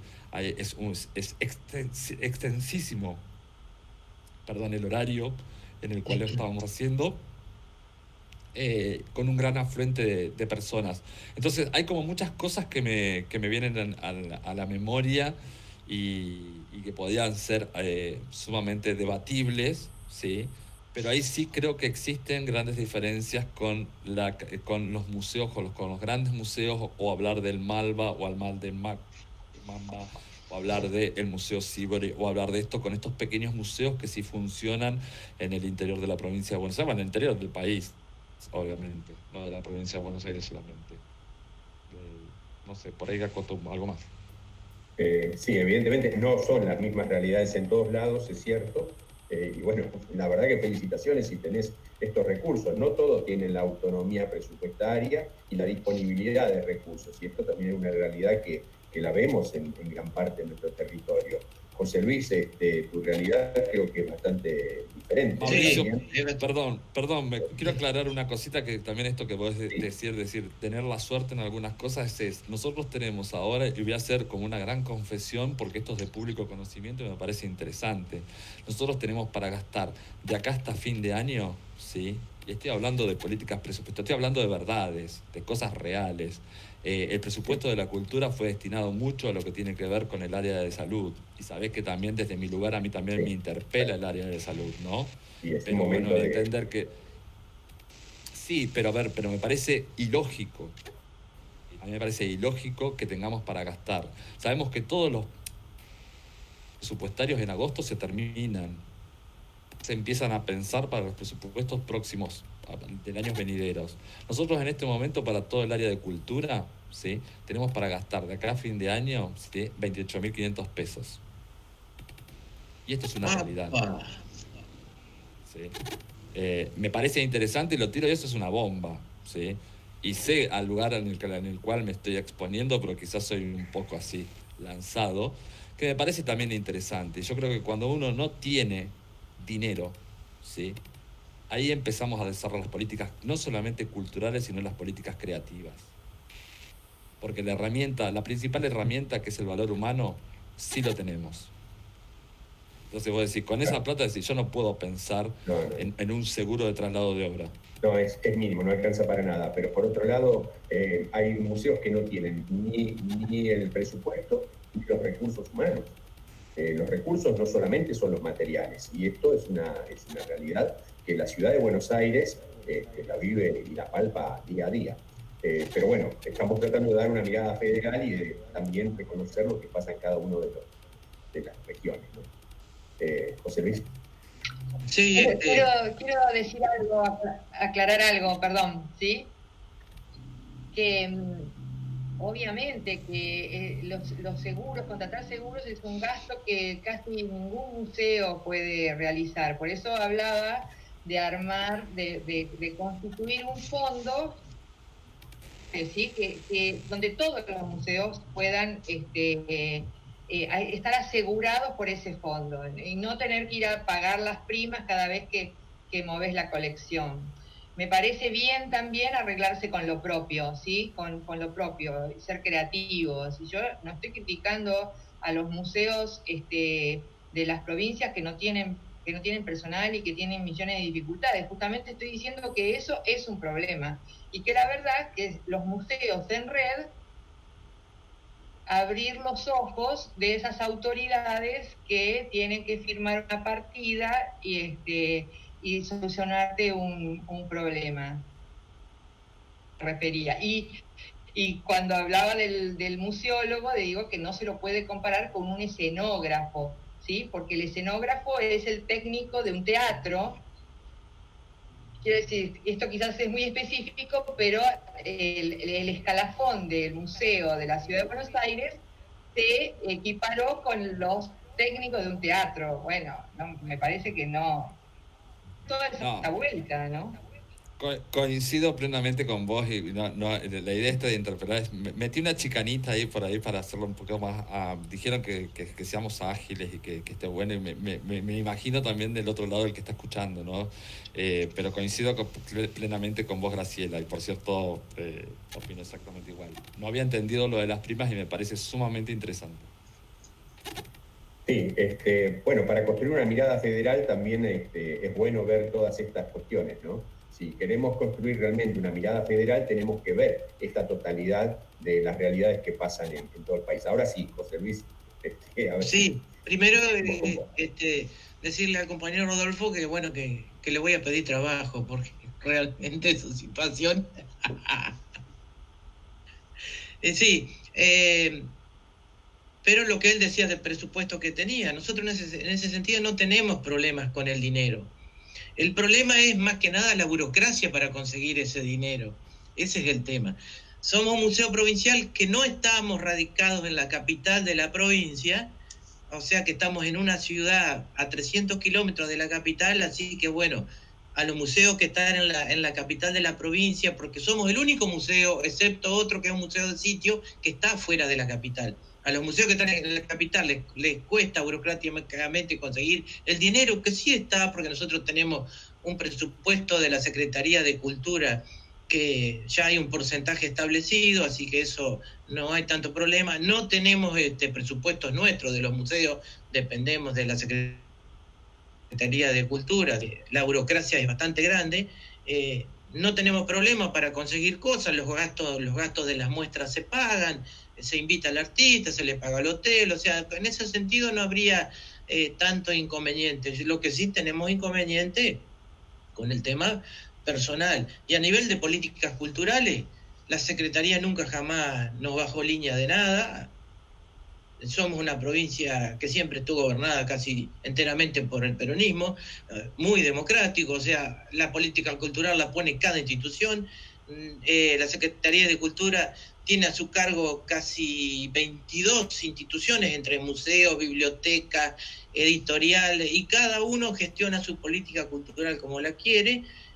Tenemos reuniones siempre, reuniones mensuales o reuniones semanales, ahora con el tema del Zoom, bueno, vivimos sentados en la silla, pero no, ese sentimiento de que nos impongan algo nunca jamás fue así. Además, nuestro museo siempre fue un museo altamente técnico, o sea, la parte de la política que nosotros manejamos, una política de agenda más que nada, no es una política, diríamos, cultural llevada a extremos ideológicos, así que nos sentimos tranquilos en ese trabajo, pero querríamos tener más que nada resuelto el tema de personal, y más que nada que ahora en enero ya se está terminando la primera parte del centro cultural y nos tocan espacios bastante generosos, los cuales tenemos que hacer funcionar. O sea que bueno, eso nos pone contentos, pero bueno, tenemos toda esa incógnita también. Se han parado todas las designaciones, la provincia paró todo, porque bueno, después de la pandemia que tuvimos de los años del gobierno anterior, nuestro centro cultural también se paró en su construcción, y a pesar de que estamos en pandemia, el gobierno provincial nuestro siguió adelante con la obra solo. O sea que en ese caso, la gestión que llevan adelante y cómo manejan los recursos, la verdad que es buena, porque no han desatendido la cultura, a pesar, como dice el compañero, que la salud es una cosa importante, por supuesto que en estos momentos está por delante de nosotros. la salud y más que nada la educación, pero bueno, se siguieron haciendo cosas, nosotros en ese sentido nos sentimos apoyados, pero bueno, falta una patita todavía, que es la patita de personal y la especialización que tendríamos que tener, como dijo Graciela, en cada espacio. O sea, en este momento, uno es un flautista, toca la flauta, toca el tambor, toca todo, ¿viste? Pero bueno, es así. Y desde la época de Artemio Alicio, que es así, medio que nosotros tenemos ese castigo, ¿viste? Somos como los perros solos, ¿viste? esa tradición. No sé, Héctor, si te parece, pasamos ahora a Eduardo Guevara. Ya llevamos un tiempo bastante extenso, si podemos hacer un cierre con Eduardo de este tema, y si te parece, Héctor, ya ir cerrando el encuentro, la reunión. Seguramente quedan muchas cosas para seguir hablando, pero bueno, no queremos hacerlo muy, muy largo. Eduardo. Sí, son tantos temas tan interesantes, todo lo que se ha tocado, que uno quisiera seguir profundizando. Todos los ítems que mencionó Graciela son absolutamente para considerar. Bueno, los otros muchachos también, todo lo que han planteado es sumamente interesante. Yo,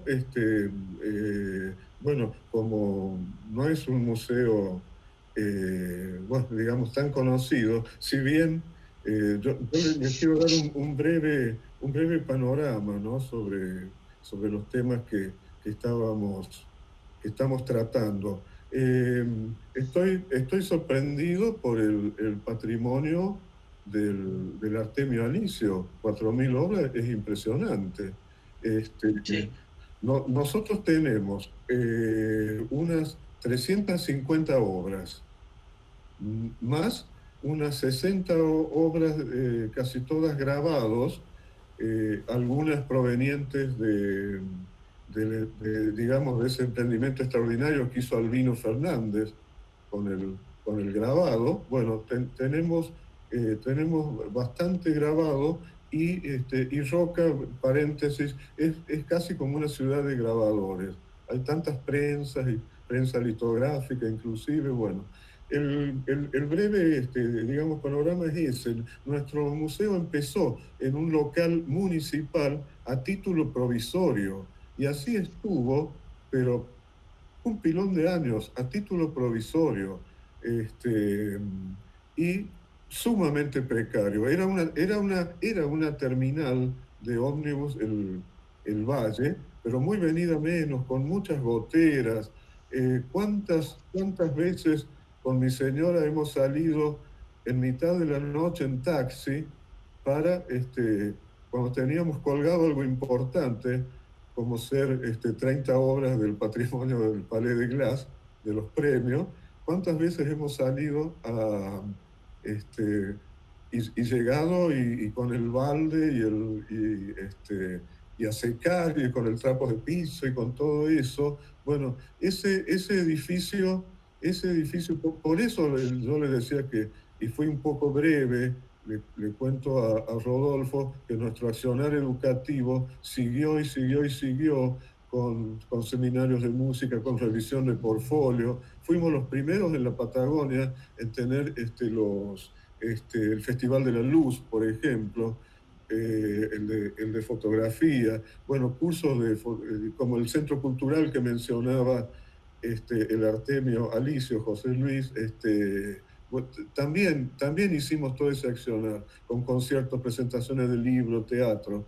Bueno, de ese, en el 2010 pasamos a un local alquilado, porque el terreno donde estaba el viejo museo está en pleno centro, había apetencias inmobiliarias. Así que pasamos a un local alquilado que había sido un supermercado mayorista. Y ahí estuvimos desde el 2010, que tuve el Salón del Bicentenario que organizó la provincia. Ahí estuvimos hasta que de repente el alquiler subió mucho, y en el 2015 el museo cerró. se trasladó al Consejo Deliberante, la oficina. Seguimos existiendo en el correo electrónico y la colección quedó embalada en un salón del Consejo Deliberante. Así, yo creo que yo les hablaba de un problema de salud, yo creo que eso me ha hecho mal. El museo cerrado. Bueno, se abrió, reabrió, y ahí conecto con Lincoln, reabrió en la terminal de ómnibus, que había pasado a ser municipal después que la tuviera un concesionario, la municipalidad, digamos, la tomó. Bueno, y después de mucho cabildeo burocrático, en la planta alta de la terminal de ómnibus se ubicó el museo, con las dificultades que tiene una planta alta. La escalera. La escalera. Yo luché mucho, bueno, fue mi último año, se inauguró para el Día de los Museos del 2018, sin el ascensor. Yo planteé al intendente que era absolutamente discriminatorio, que no podíamos estar en esa situación, y bueno, y antes el ascensor se habilitó. El museo se extendió, las dimensiones de la sala, los metros para exponer, son 674 metros. Una sala principal y una sala que la llaman del patrimonio. El grave, bueno, falta panelería, y sobre todo, si bien antes de la pandemia ya se había empezado con el depósito de parrillas corredizas, eso está suspendido, pero se va a retomar cuando, digamos, vuelva cierta normalidad a los distintos ámbitos municipales. Eso se va a retomar y las famosas parrillas van a estar. Si no, yo vengo también de trabajar en Córdoba, en el Museo Carafa, y bueno, el sistema de depósito, las pinturas, los cuadros de mayor a menor contra la pared sobre unos tacos de madera, y ojo con los pitones. ¿Cuántas obras se han roto, se han rasgado por los pitones de la otra pintura, por los ganchitos? Bueno, la cuestión que, y dentro de las políticas culturales, bueno, mientras el museo estuvo en el viejo edificio pobrísimo, prácticamente nos ignoraban, no existíamos, ni siquiera nos mandaban los memorándum para retarnos, no nos llegaba nada. Les cuento brevemente, el museo, digamos, la dirección del museo depende de la Dirección de Cultura, y la Dirección de Cultura de Acción Social. De Acción Social, bueno, que siempre tiene, por ejemplo, siempre sus grandes exigencias. Lo bueno del museo en los últimos años es que tiene, bueno, ya hace bastantes años tiene su presupuesto. Y en este presupuesto yo he logrado convencer, pero ya hace unos cuantos años, he logrado convencer al Tribunal de Cuentas un pequeño paréntesis, yo he tenido que ir hasta al Tribunal de Cuentas para que me aceptaran los gastos, he tenido que ir hasta con un libro de Noé y decir, mire, este señor viene a exponer y va a dar una charla. Bueno, con todo eso al Tribunal de Cuentas. En definitiva, que ahora que anda dando vuelta el tarifario, yo logré armar un paquete, ¿no? Que el artista no ponía absolutamente ni un peso. Pagábamos el transporte de obras, el pasaje terrestre o aéreo del artista, por supuesto la comida, el alojamiento, un catálogo, a veces un tarjetón, a veces color, un tríptico, un díptico, y en ocasiones que había que pagar seguro, nos ayudó con un precio, digamos, absolutamente adecuado, la aseguradora provincial. Entonces con eso pudimos traer obras de otro museo, del Palais de Glace, de la Fundación Guayasamín, así que, y de otros museos, por ejemplo, la exposición de Nicolás Mensa, bueno, esa vino asegurada y casi por valores reales. Bueno, ese es digamos, el panorama de nuestro museo. Yo logré armar ese paquete que nadie lo discutiera. También una cosa, digamos, muy doméstica, muy casera.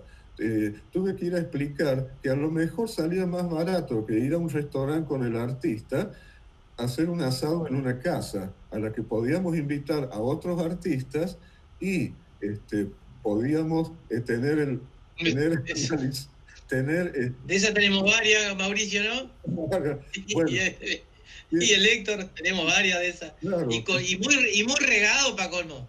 Muy regado.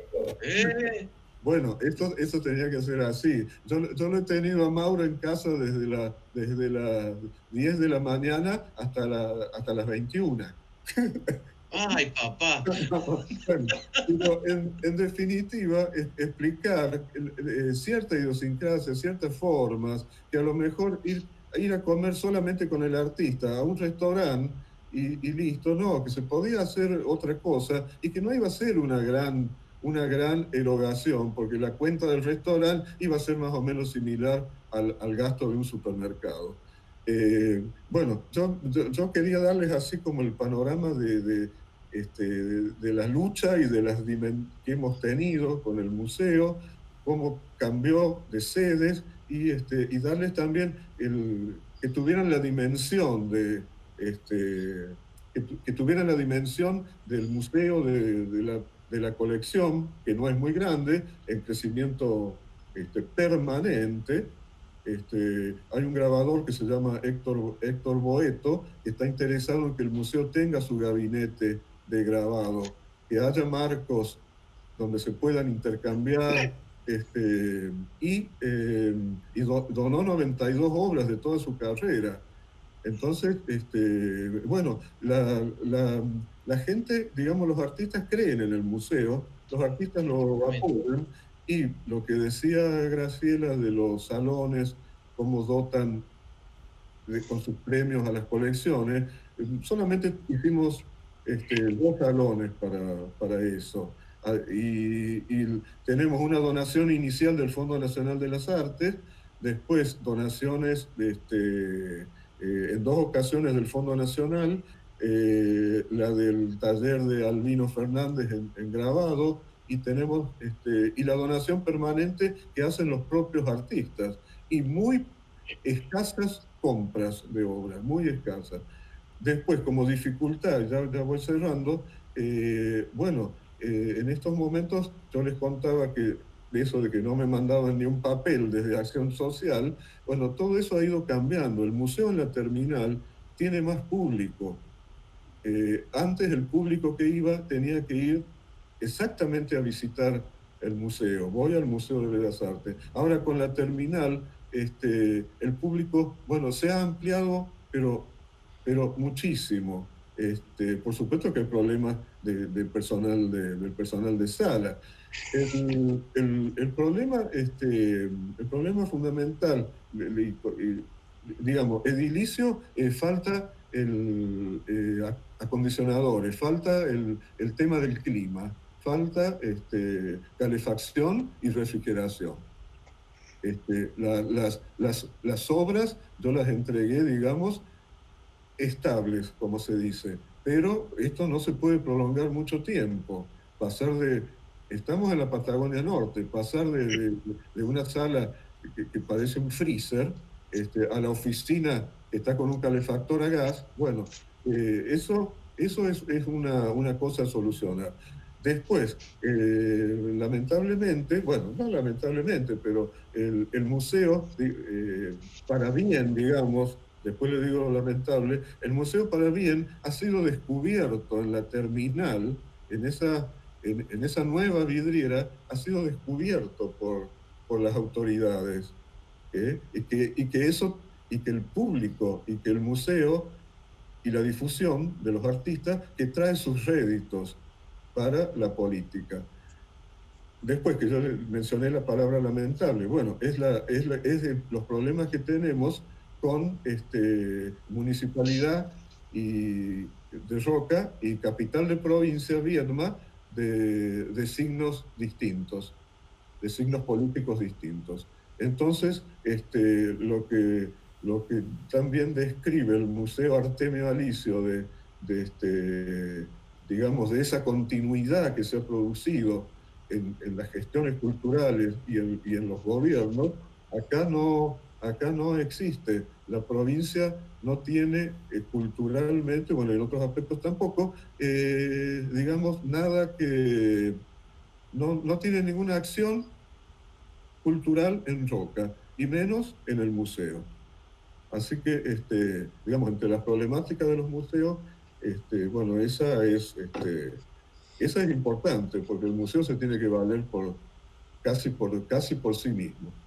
Bueno, ahí dije, digamos, como se dice, las debilidades y la fortaleza, y perdón por extenderme.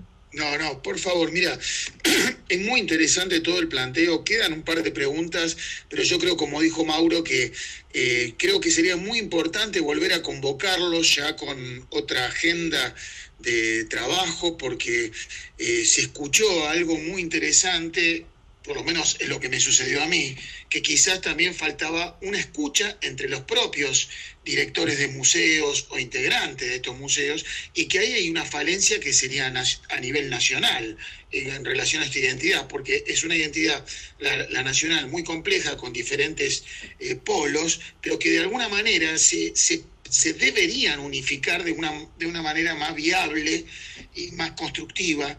Creo que el aporte del foro en esto es también abrir una puerta para que todos podamos seguir pensando estas cuestiones, discutiéndolas y enriqueciéndonos, y tratando de aportar algo más que algo que quede ahí nomás flotando en el aire. Esta difusión también creo que puede ayudar a eso, pero realmente, más allá de que si alguno quiere decir algo más y cerrar con alguna idea, sería fantástico. Creo que lo importante es esta puerta que se abre a todas estas preguntas, y una nueva quizás convocatoria para continuar todos estos pensamientos que para mí han sido muy ricos. No sé, ¿qué pensás, Mauro?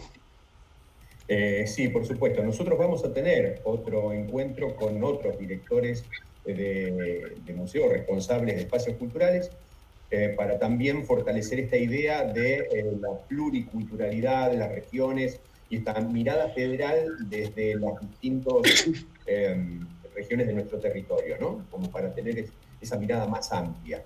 Pero seguramente que como nos quedan cosas pendientes y sobre todo preguntas y dudas, esta idea que teníamos por otro lado de mostrarle a nuestros artistas la realidad de los museos, las dificultades que tienen, pero también plantearle al público, a la gente que no es del medio, de pronto cómo se vive la realidad del museo, ¿no? Así que bueno, esto lo vamos a editar, lo vamos a publicar, va a estar en el canal de La Blanco Encalada, y lo vamos a difundir para que la gente pueda escucharlo. También una de nuestras propuestas es hacer un pequeño resumen de esto con los conceptos básicos, y ahora los invitamos a dar ese concepto de cierre y de despedida muy brevemente, por favor. ¿Sí? No sé si, Graciela, ¿querés arrancar vos? Porque, digamos, escuchándolo, yo siempre dije que los directores de museos, en vez de gestiones, hacen gestas, ¿sí? En el trabajo que tienen que hacer, digamos, en la responsabilidad y el compromiso que asumen, cuando todo el contexto lo desconoce. Entonces me parece que lo que hay que trabajar fuertemente es en que verdaderamente el museo se construya, sea un proyecto colectivo, ¿sí? Un proyecto social colectivo. Bueno, básicamente eso, y que la comunidad no lo viva como algo ajeno, sino como algo propio, justamente, digamos, una comunidad sensible hacia el patrimonio porque cuando la comunidad tiene una mirada demandante, las autoridades tienen que responder. Para hacer práctica. Rodolfo, ¿querés decir algo? Sí, a sumarme a lo que dijo Graciela. Primero que nada es agradecerles a Graciela, a Eduardo, a José Luis, a Héctor y a Mauricio. Por esto me pareció sumamente enriquecedor. Contarles que ya se están armando, por lo menos en provincia de Buenos Aires, un montón de redes y de corredores culturales que abarcan no solamente desde lo público, desde lo privado, sino también a nivel provincial, en lo que es provincia de Buenos Aires, un catálogo que es turístico y cultural, que me parece sumamente interesante. Y como cierre final es que creo que debemos apuntar o encaminarnos hacia la creación de sistemas que sean abiertos, pero que apunten a un futuro mejor, y que creo que el cambio desde lo político y desde lo societario, hablándolo de alguna manera como más general, lo logramos entre todos, y eso lo tenemos que entender. Creo que también en esta época de pandemia sacó esta cuestión casi tribalista que existe dentro de la sociedad, tanto sea lo positivo como las cuestiones negativas, pero que no le quiero dar la virtud al COVID, que vino a cambiarnos, a la tal magnitud que vino a cambiarnos a nosotros para que podamos cambiar como sociedad, ¿sí? Que si no, el cambio se lo podemos realizar entre todos, siendo absolutamente pluralistas y escuchando todas las opiniones. Y bueno, nada, y disculparme si en alguna de las apreciaciones yo soy un poco así, pero haberse sentido tocados no fue para nada un placer estar con ustedes. Igualmente. José Luis, Eduardo. Sí, más que nada, bueno, saludar a los compañeros, y querría hacer un pequeño espacio para recordar la figura de Jorge Taberna Irigoyen, que falleció este martes pasado. Una figura muy importante para el interior del país, para el reconocimiento del arte del interior del país, ya que él fue académico de número y fue presidente de la academia, así que gran amigo de Artemio Licio, y bueno, un hacedor también de muchas cosas de nuestro museo. Siempre tuvimos el apoyo de él, una figura muy destacada, nos visitó varias veces, así que bueno, para nosotros fue una tristeza. Ya era él, ya era una persona grande, pero deja varios libros. Además nos donó la colección de dibujos de su hermano, de su hermano, que es un dibujante importante. Fotos también, nos donó la colección de fotos de su hijo, que era una persona que trabajaba en fotografía como un laboratorio, y montones de donaciones más gestionadas a través de él, además de muestras importantes que se han hecho en el museo, como la muestra de grabado de Durero Picasso, que era de un coleccionista entrerriano. Son obras que tiene un coleccionista entrerriano. Se hizo una muestra muy importante cuando el museo cumplió los 15 años, y él fue el curador de esa muestra importante para nosotros. Así que bueno, este espacio también para recordarlo a él, y bueno, saludar a los compañeros, y bueno, ver que con algunos tenemos coincidencias con las cosas que nos faltan, que nos sobran. Otros son más agraciados. Bueno, le pediremos trabajo a los que son más agraciados, Rodolfo. Un saludo a Graciela, bueno, que la conozco por sus comentarios, así que bueno, un gusto haber estado con todos ustedes, y bueno, estaremos más en contacto con el tema de las colecciones. Nosotros podemos mover colecciones, tenemos convenio con el Instituto del Seguro de la provincia, como dice el compañero general Roca, así que en el interior de la provincia nos manejamos. Yo llevo obra, pero va asegurada por el Instituto del Seguro. El tema es sacar obra de la provincia, que a veces la saco en forma ilegal, diríamos. Pero bueno. En forma ilegal. Esto va a ser censurado. Bueno, pero con el conocimiento de los... Y si me lo prohíben, lo hago igual. Así. Está muy bien, está muy bien. Y bueno, siempre fue así. Así que bueno, muchas gracias a todos. Eduardo. Sí, para cerrar, me ha hecho acordar José Luis con el tema de los seguros, que bueno, en los 90 el museo tuvo bastante apoyo del Palais de Glass, del director, de Julio Zapón, y pudimos traer hasta la muestra de Guayasamín después, ¿no? Y él, bueno, él se las arregló, yo no sé si esto después, bueno, pero él se las arregló, digamos, para maquillar un poco el museo. Entonces, seguridad, dice, ¿tiene rejas? Sí, tiene rejas en puertas y ventanas. Personal de seguridad, no. ¿Podés conseguir policía a las 24 horas? Sí, puedo conseguir. La aseguradora tiene que tener sede en Buenos Aires, en la ciudad de Buenos Aires. Y le digo, ¿cómo hacemos? Ah, dice, bueno, entonces la aseguradora provincial, sí, tiene sede en la Casa de Río Negro. Es decir, pese a la lluvia que les contaba, las obras vinieron. Así que eso por un lado.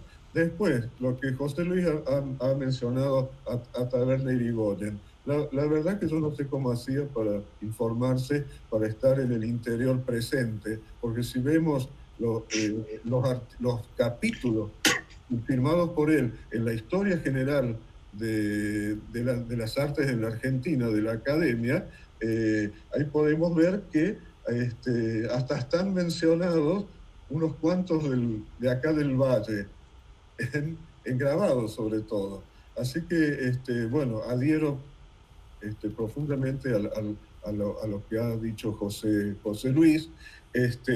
Bueno, y decirles que realmente ha sido un placer, un honor conocerlos, estar, digamos, con colegas digamos, de la profesión, aunque yo soy licenciado en pintura de la Universidad de Córdoba, pero bueno, los museos corren por mi sangre. En este museo y esta lucha, Graciela, esta que hemos tenido aquí con nuestras carencias en nuestras sedes, bueno, es porque la sangre de los directores corre por las venas del museo, ¿no?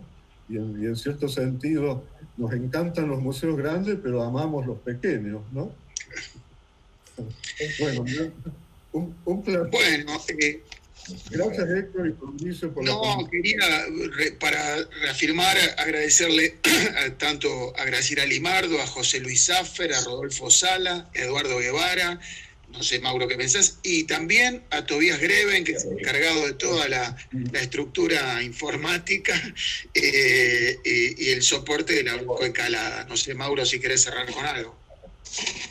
No, nada más que esto. La verdad que agradecerles que se hayan tomado el tiempo para estar con nosotros y conversar todo esto. Como les decía, vamos a hacer un pequeño resumen para que también la gente pueda tener acceso y difundir desde este lugar también esta mirada que creemos que la sociedad debe tener también sobre los museos. Y esto que en algún momento también se contó, ¿no? O que se habló acá, la necesidad de que nuestras comunidades se apropien de estos espacios como algo propio, ¿no? Como una especie de espejo de lo que a la comunidad le pasa. Así que bueno, esto es muy importante. Buenas noches a todos. Muchas gracias. Gracias. Buenas noches. Saludos a todos. Saludos.